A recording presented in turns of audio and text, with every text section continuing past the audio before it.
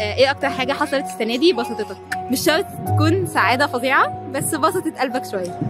بسطت قلبي اوكي، طب هاخد شوية افكر. صح.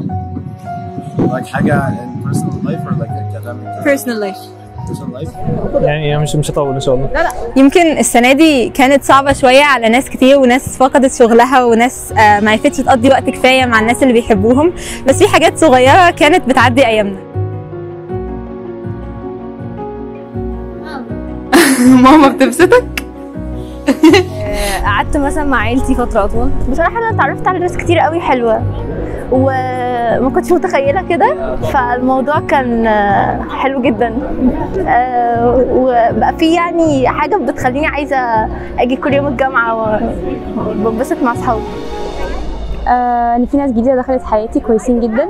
مثلا صاحبي خطب، يعني خطب، وفي صاحبي تاني برضو خطب، فحاسس ان اصحابي بداوا يخشوا حياه كده جديده قوي، واحنا كلنا داخلين مرحله جديده قوي يعني. بس بشاير بدات تحل كده بدري، فدي كانت اكتر حاجه بسطتني.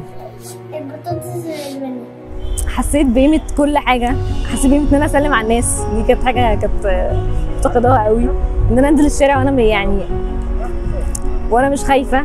صراحة يعني انا احلى حاجة شفتها امبارح البيج رامي خد مستر ايوه حاجة وصلت يعني دي حاجة جديدة فعجبتني، انا اصلا يعني بحب البودي بيلدينج فعجبتني. اني اتحطيت في ظروف صعبه وفي ناس واقربهم ماما، يعني ماما وقفت معايا جدا، وعلاقتي بمامتي بقت قويه شويه. I had a glow up, I guess. Like not a glow up, بس اللي هو I finally could be confident in my own skin. وبدأت أصنف الناس في حياتي، يعني بدأت أفلتر الحاجات، وفي ناس بدأت تقرب، وبدأت أكون أحسن في علاقات شوية. إن أنا دخلت الكلية اللي كنت بحلم بيها بقالي سنتين حرفيا.